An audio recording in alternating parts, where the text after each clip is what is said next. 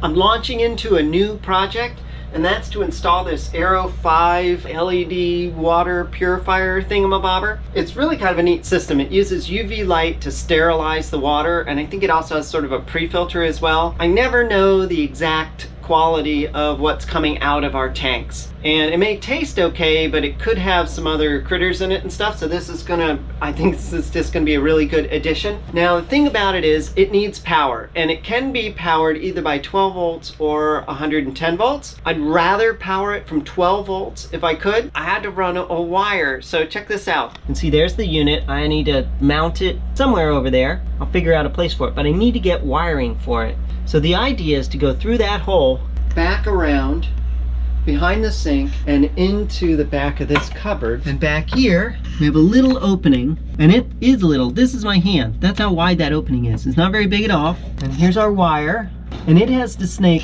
all the way back to that hole that's back there. If you can see it all the way back, you can kind of see a little bit of the cord that I used back there. So that's quite the ways it's got to go. And then from there, it has to go across the stairway. So we're back behind all of this mess here, and then we have to go through this channel, just this little bit of ceiling here, over around, through the top there, and to the back of our panel. And what that looks like from inside, this access port here down in the hallway is just this very difficult area up here to get through. There's already an existing wire here. This is for the light switches, actually. Now you're probably thinking, well, why don't you just take down the ceiling panel? That can't be too hard, right? These panels are literally glued in.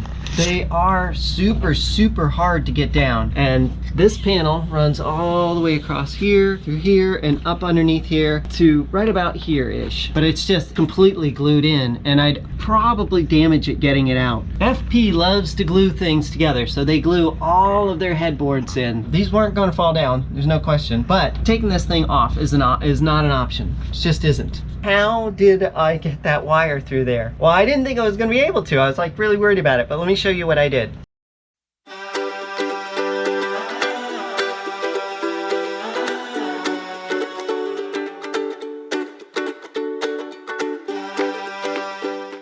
I took a long pole. Now this is actually from one of our boat hooks, actually. And on the end of this pole, I attached this guy, which is just a flexible, this is just used for its little grabber, actually, you know, one of these things where you can kind of grab things, nuts that have fallen down behind something or whatever, that's what it is. So I took this end of it and taped it to the end of the pole, hoping that maybe this end of it, with the hooks on it, could hook some of the wire. That was the idea. So I just taped it on to this pole here, so it had a nice long extension, and more importantly, a flexible extension that could go around the corner and through that little hole back there to get all the way over. And it actually did work. That flexible grabber actually came in here, ended up coming all the way back here, and I was able to push it in until it stopped right about here-ish, which was pretty good. I thought that was great. Then what I did was I took, this is actually a piece of the vacuum cleaner, and just a plastic pry bar-y thing, taped them together, but it made a nice hook. And then I was able to insert this up underneath here and then travel all the way in through this slot here.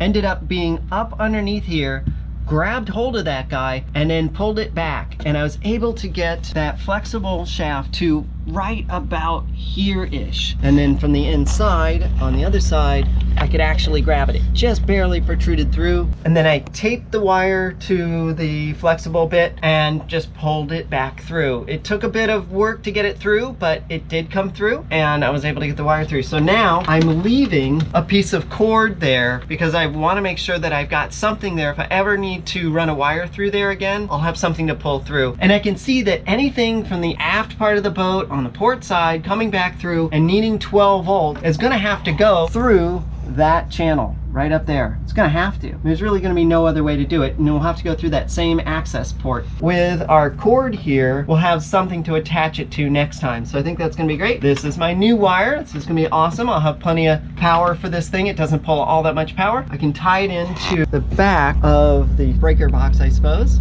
Little switches, all the 12 volt switches.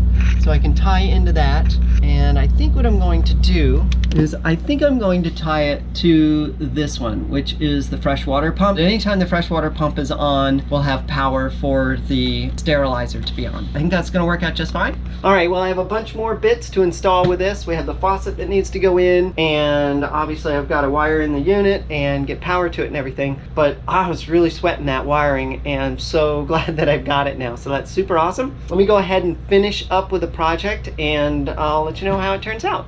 The rest of all this is fairly trivial. It's just a matter of hooking up the unit, putting power to it, splicing into the water supply. Not a big deal, actually. The really big bummer here was running that wiring. I ran into a little bit of a snag here. So the plumbing on this boat, the PEX pipe here, is 15 millimeters, and that's different than a 1/2 inch, which is kind of a standard US size. In fact, it's different enough that if you try to stuff those 15 millimeters into these guys, it will leak. This is designed for 1/2 on both sides, and then they have this 3/8 off of the valve here. It will leak, guaranteed, and it did. So I pushed the tubes in, I actually cut it in half, the water line back there, and pushed it into this thing, and guess what? Yeah, it started to leak like sip. I had to go all over, but this is my solution. It's actually 3 pieces. This guy here is actually your 15 millimeter, so that's great. Then it screws in, it goes to 1 inch threads, and then it screws into this coupler. Then I have a 1 inch here to 1/2 inch here, and this 1/2 inch will now slide into the end of this guy. So that's the idea. We're gonna kind of have to cobble it all together. This is gonna take some tape and a couple of other things just to keep it from leaking, but I have high hopes. I think this is gonna work. So let me go ahead and assemble this, and we'll see if we don't have any leaks. That would be awesome. All right, so that's how it ended up. Let's go ahead and turn on the juice and see what shakes loose.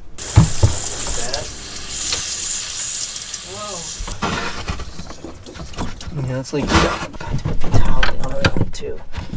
Okay, well that didn't work. Is it not on? Wait. Having fun? I don't know about that. These projects kind of stress me out a little bit because I'm going to be literally drilling through the top surface of this corian. See our little black dot?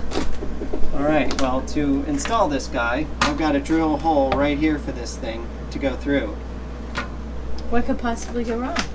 Yeah, so that's super stressful. So they said a 3/4 inch bit. I don't have a 3/4, but I do have a 5/8, and I'm kind of hoping that the 5/8 is going to be plenty big enough. This is locked off at 5/8, and I just checked this out, and it looks like there's plenty of room here, even with the wire at 5/8. I mean, there's lots of room. I really don't think we need anything bigger than 5/8. All right, you ready? Yes. Here we go. Okay, counter's destroyed, just so you know, at this point.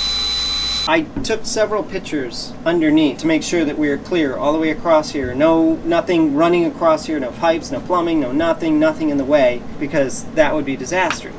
You know what? I think I want to drill this out even a little bit bigger.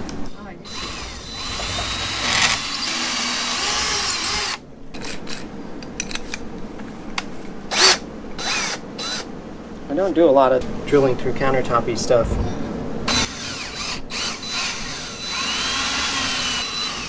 Alright, that seems to be going through. It's a debris.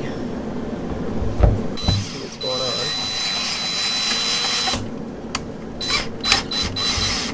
on. Okay, we should be getting into the wood at this point. I guess I'm evidently going to need a little more torque. Always a good time. Always fun.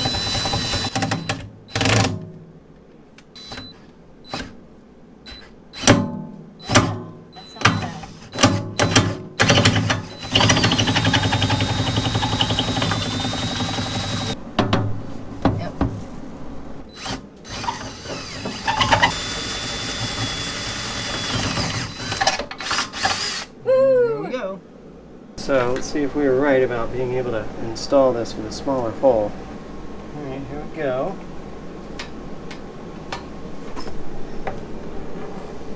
See? I don't know why you need such a big hole. In fact, that hole's a little big. Alright, well there you go, huh? It's nice though. Looks Very pretty nice, sweet. very nice and even. Okay, well the rest of this is just going to be screwing that little nut up there to hold this guy in place, locking it all down, and it's just going to be a little boring. So I won't bother you with that. Let me go ahead, and I've said this like 4 times. I keep running into problems. So every time I run into problems, I go ahead and film. Let me kind of button this up a little bit, and I'll give you a view of it when we get it all done. It's the next morning and I'm working on the wiring. I believe we have the plumbing all sorted. I was a little scared last night and I turned off the fresh water pump, but I didn't see any leakage and the pump didn't run as soon as I turned it back on. So that's a really good sign, and it feels really dry in there. So I'm hoping everything's good. It's just a lot of cobbled together pieces. Next step is the wiring. It's just a pretty simple matter of hooking up the 12 volts on this. Now this unit can run on 12 volts or 120 volts, and I'm choosing to run it on just 12 volts. I think that's just going to be less loss and easier to deal with. So I've got some connectors here, and these connectors are kind of cool. I don't know if you've seen them, but they're actually heat shrink connectors. So if you get them hot enough, they clamp down on the wire. That's good to add a little more rigidity to it and also to help seal it. So let me show you how they work. It's kind of cool. So I'm just using a simple heat gun here.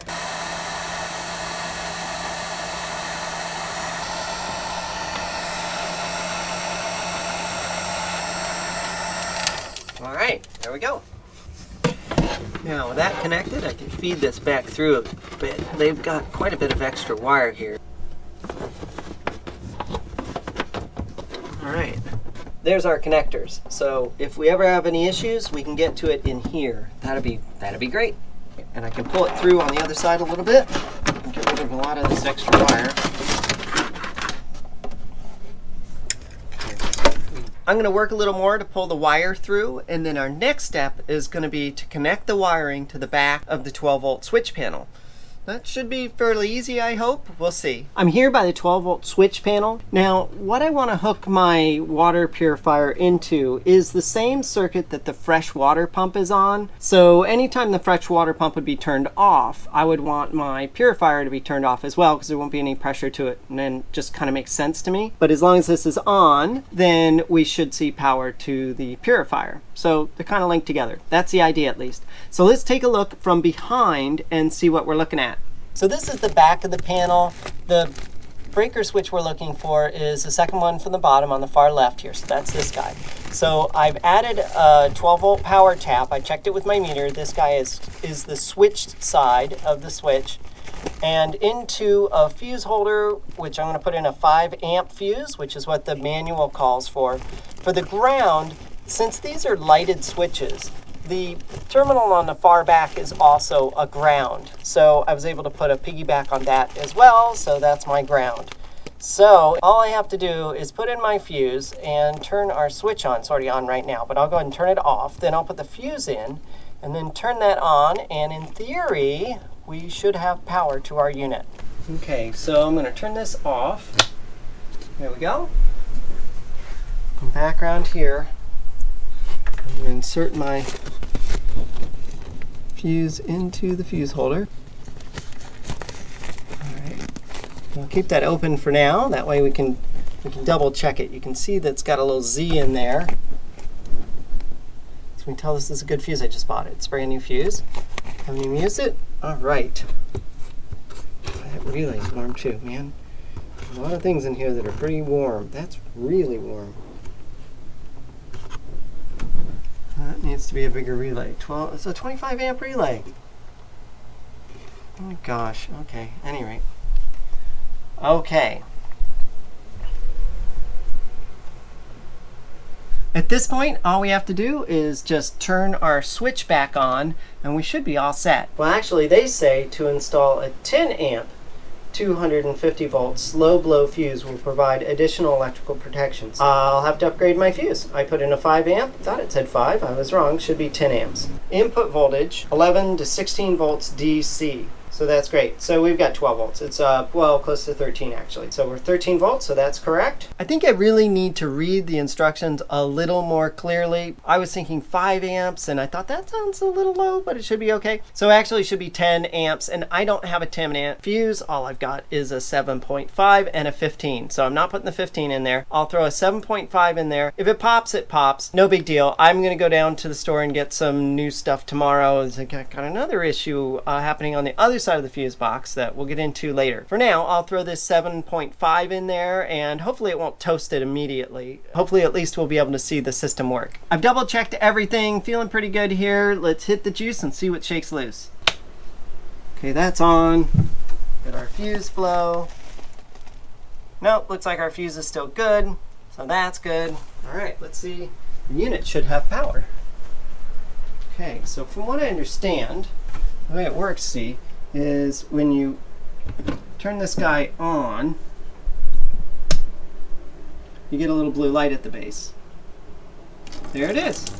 All right, the little blue light at the base tells you that you're actually getting UV protection and you're killing all the microbes and things. That's the idea, at least. Oh, look at that. Fancy pants, huh? All right. Looks pretty good. That run for a second.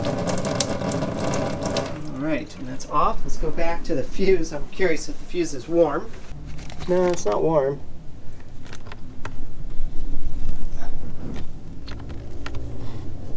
There we go. Fuse looks good. It hasn't popped. All right, well, we'll call this good for now, and I will get a 10 amp fuse for it, but at least we know where it is. There's one last thing I want to do is to label that fuse, because who knows what that thing is. And also, remember, we have our cord here that I pulled all the way through. Now, the other end of this is all the way at the sink, which is great, because if I have to pull anything through, I now have a cord to do it with. I'm going to put a little label around this and just say it's a, just a pull cord for any wiring going up to the sink. Perfect.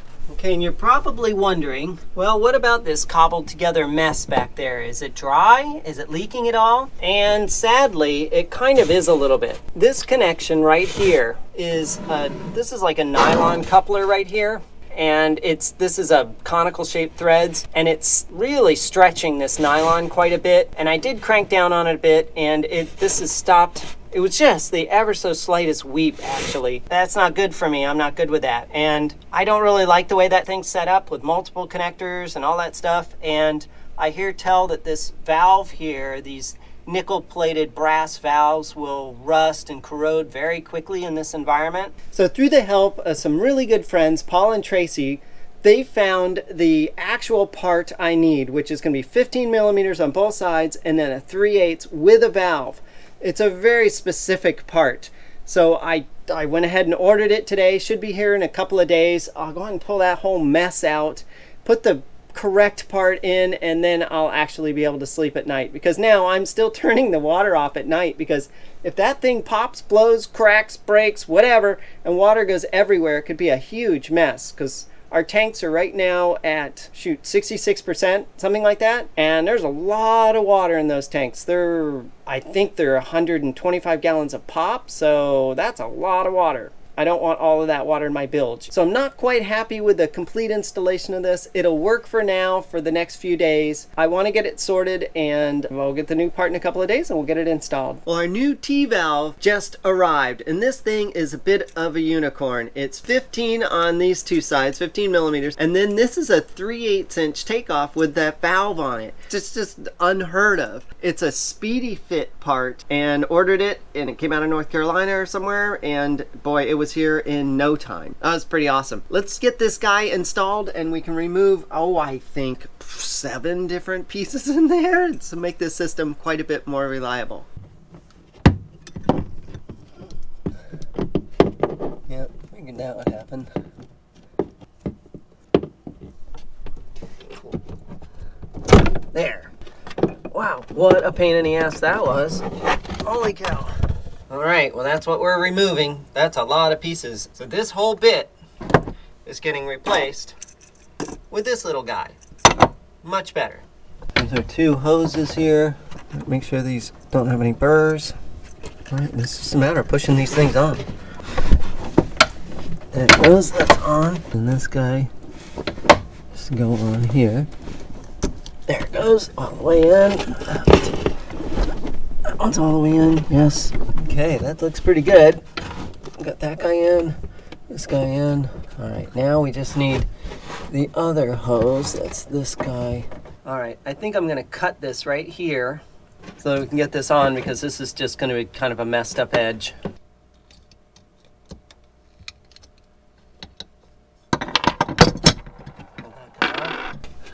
I just need to put this guy in here. Oh, that just went in just fine. Look at that, huh? With our new T-valve installed, all we have to do is turn on the power to the pump and see if we have any leaks. Fingers crossed. Feels dry all around, all three of these. That's working. Alright, that's working too. Okay, yay. I'm gonna leave this access hole open for a little while. I just wanna keep an eye on this guy throughout the day, make sure everything's happy. But wow, look at that. Holy cow, that was so much simpler.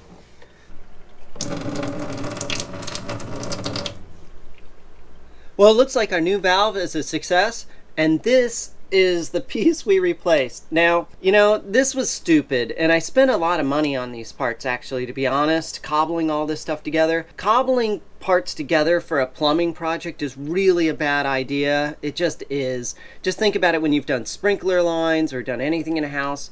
You know, it's just these, how many places are there we could have leaks? There, and here, and at the end as well. So that's 4 on each side plus this guy. So that's a ton. That's 9 places we could have leaks just on this one connection here. So that's just stupid. That's just a problem waiting to happen in the future. So I think our new valve's going to work out great, and it looks like it's holding really well. It's all the correct sizes too, right? Well, I think this project turned out really well, finally, with that new valve. So I'm going to just keep an eye on it for the rest of the day, make sure that it behaves itself, but I think we're done. Woohoo! During our next episode, we leave our first marina and head up the new river towards Safe Harbor LMC. We have 5 bridges, several other obstacles, and a winding river to make it to our final destination. We'd like to thank you for watching, and we would especially like to give a special thanks to our Patreon supporters. Until next time, safe travels. Bye!